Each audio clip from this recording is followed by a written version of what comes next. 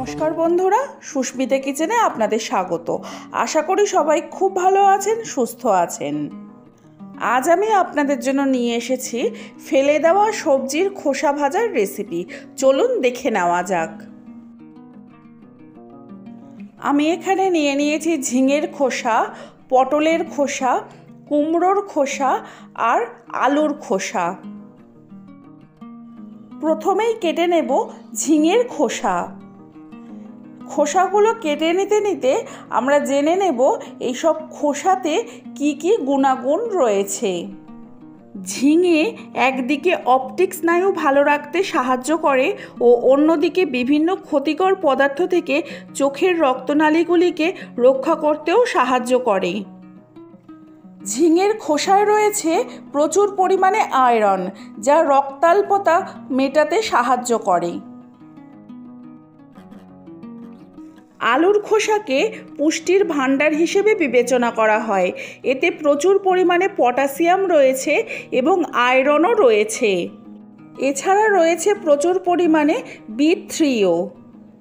আলুর খোসা হার্টকে ভালো রাখে, কারণ এতে উপস্থিত পটাশিয়াম, ম্যাগনেসিয়াম এবং ক্যালসিয়ামের সাহায্যে রক্তচাপ নিয়ন্ত্রণে থাকে।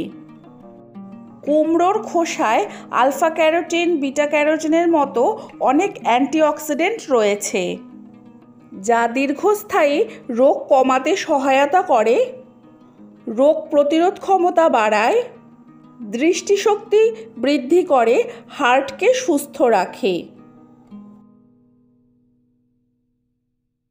পটলের খোসায় প্রচুর পরিমাণে ম্যাগনেসিয়াম, পটাশিয়াম ও ফসফরাস রয়েছে, যা ত্বক ও চুল সংক্রান্ত সমস্যায় অনেক উপকারী। আজ জানলেন তো সবজির খোসায় কত গুণাগুণ রয়েছে। আশা করি ভবিষ্যতে আর সবজির খোলা ফেলে দিয়ে নষ্ট করবেন না।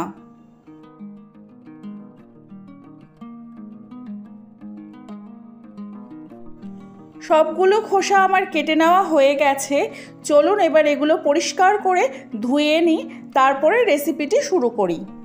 কড়া বসিয়ে দিয়েছি, দিয়ে দিলাম সাদা তেল, দিয়ে দিচ্ছি কালো জিরে, একটা শুকনো লঙ্কা, একটা কাঁচা লঙ্কা, দিয়ে দিলাম ধুয়ে রাখা কুচনো সবজির খোসা,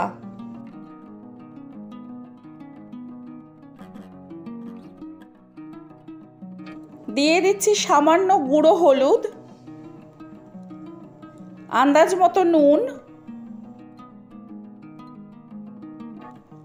হলুদ দিয়ে একটু নেড়ে চেড়ে দিচ্ছি।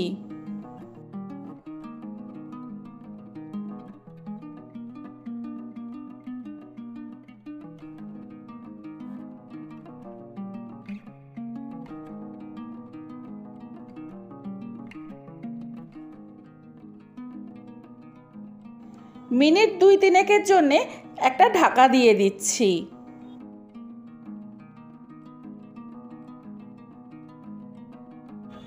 আবারও নেড়ে চেড়ে ভেজে নিচ্ছি।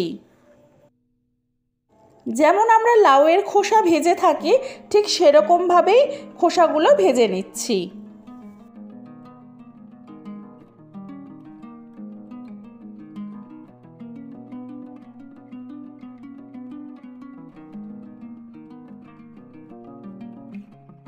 আবারও মিনিট 2 জন্যে চাপা দিয়ে রাখছি।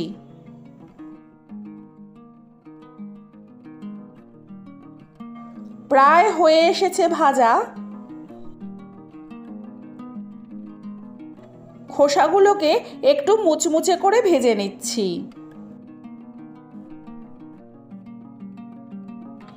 ভাজা আমার কমপ্লিট।